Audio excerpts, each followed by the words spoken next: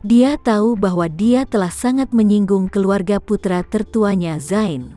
Jika Zain ditarik kembali dan mengaku kepadanya dan mendapatkan kembali posisi ahli warisnya, maka masalah ini mungkin dibatalkan. Sementara itu saat ini, Zain sedang berbicara di telepon dengan putranya, Jeffy. Jeffy berkendara dari Surabaya ke Jakarta larut malam, tetapi begitu dia tiba, dia langsung mengalami kesulitan karena tidak tahu apa yang akan dia lakukan. Dia datang ke Jakarta untuk mencari keberadaan ibu dan adiknya. Namun, polisi Jakarta mengirim ribuan orang untuk menggeledah kota sepanjang hari tanpa hasil apapun. Jeffy sendiri tidak tahu harus melanjutkan kemana atau bahkan memulai. Dia awalnya berencana untuk kembali ke rumah tua Hadid di Jakarta terlebih dahulu dan meminta bantuan pengurus rumah tangga tua. Kalau begitu, dia masih punya tempat tinggal. Namun, ketika dia berpikir bahwa dia baru saja menyinggung perasaan kakeknya, dan kakeknya telah membiarkan orang mencari keberadaannya, dia tiba-tiba merasa sedikit khawatir. Oleh karena itu, dia menelepon Zain, yang berada jauh di Australia, untuk meminta bantuan, dan berkata kepadanya, "Ayah, kakek tahu bahwa kakek memiliki rumah tua di Jakarta. Mungkin dia sudah mengirim seseorang ke sana untuk menungguku lewat. Jika aku pergi ke kepala pelayan tua untuk meminta bantuan, aku mungkin akan ditangkap oleh keluarga Sucipto sebelum aku masuk ke dalam rumah." Zain berkata dengan sungguh-sungguh, "Memang ada risiko ini.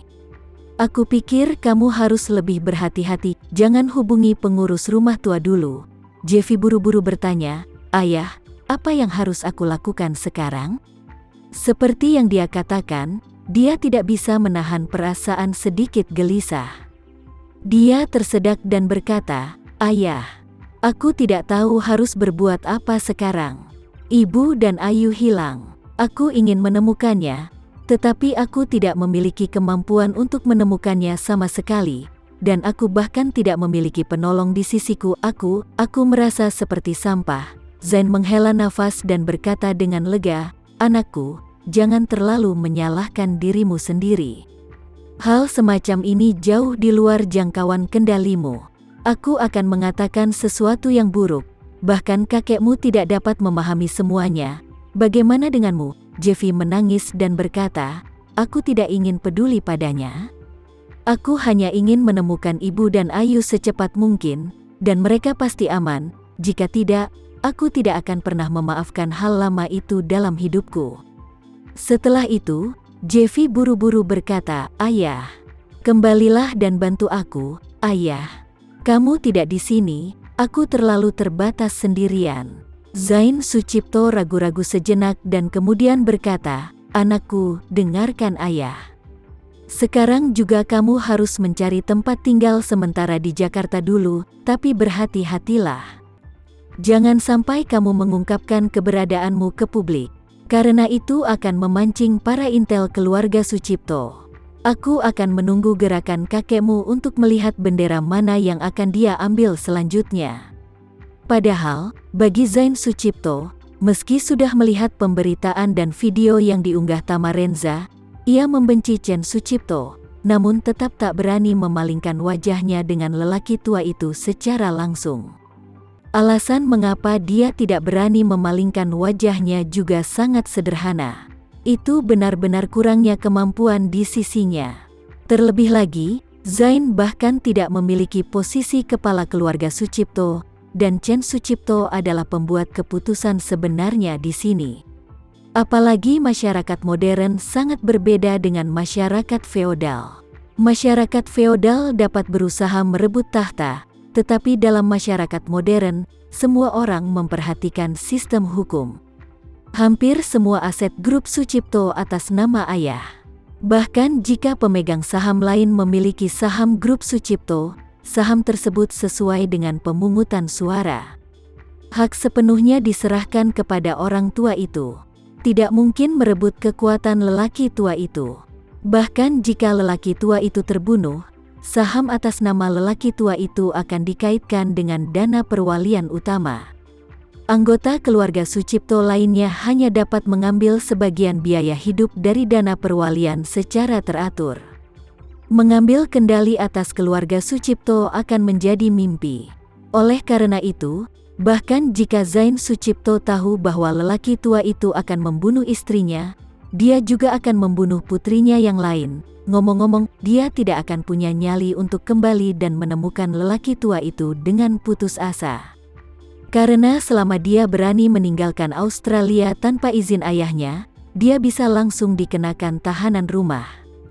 Karena itu, meskipun dia sangat mengkhawatirkan keselamatan Ayu, dia tetap tidak berani meninggalkan Australia setengah langkah hingga ayahnya berbicara.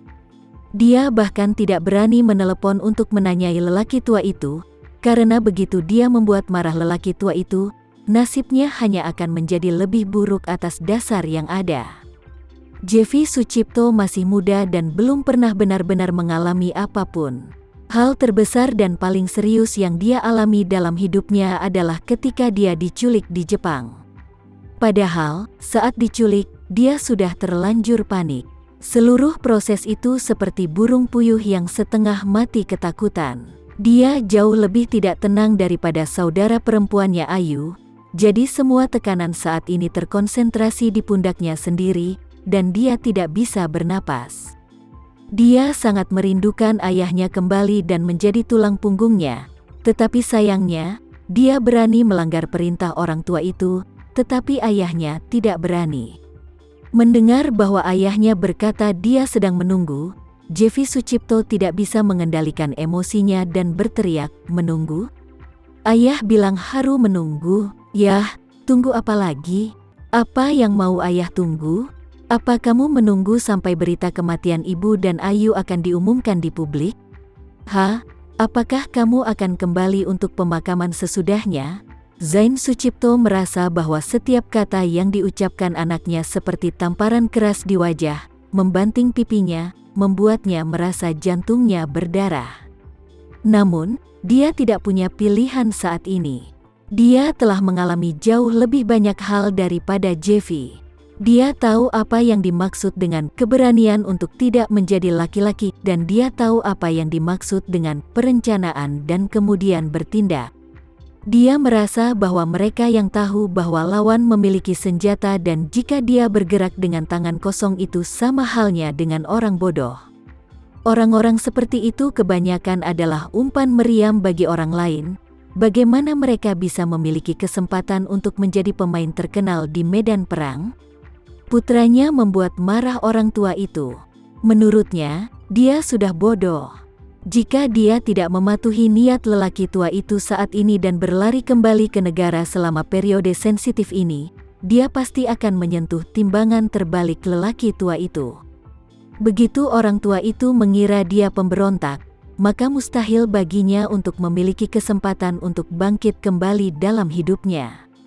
Oleh karena itu, dia hanya bisa dengan sabar menjelaskan, "Jeffy anakku, kamu memintaku untuk kembali dan membantumu, tetapi kamu tahu bahwa dengan karakter kakekmu kejam dan tidak pandang bulu, jika aku kembali sekarang, kamu mungkin tidak akan pernah melihat wajahku sama sekali, aku akan kehilangan kebebasan.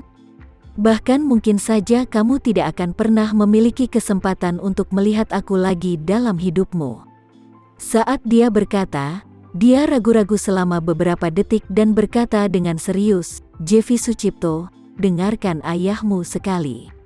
Sudah terlambat hari ini. Kamu tinggallah di Jakarta dulu. Besok, sambil memastikan keselamatanmu, kamu akan menghubungi kakekmu dan membiarkan kakekmu memberitahu pamanmu dan pamanmu akan mengirim seseorang untuk membantumu menemukan keberadaan ibu dan saudara perempuanmu." Sekian dulu ya video kali ini, kita lanjutkan lagi videonya di lain waktu. Oh iya, bagaimana menurut kalian? Semoga bisa sedikit menghibur kalian semua. Untuk teman-teman yang baru nonton jangan lupa subscribe ya hehehe. Dan kalau teman-teman ada yang ingin gabung langganan bisa langsung gabung saja untuk dapat fitur yang menarik dan sedikit membantu Mimin. Terima kasih banyak sudah menonton, sampai jumpa lagi, bye.